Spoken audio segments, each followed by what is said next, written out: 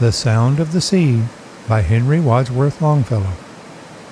The sea awoke at midnight from its sleep, and round the pebbly beaches far and wide I heard the first wave of the rising tide rush onward with uninterrupted sweep.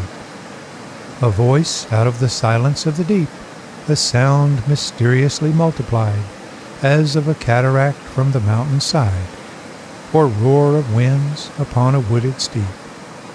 So comes to us at times, from the unknown and inaccessible solitudes of being, the rushing of the sea tides of the soul, and inspirations that we deem our own are some divine foreshadowing and foreseeing of things beyond our reason or control.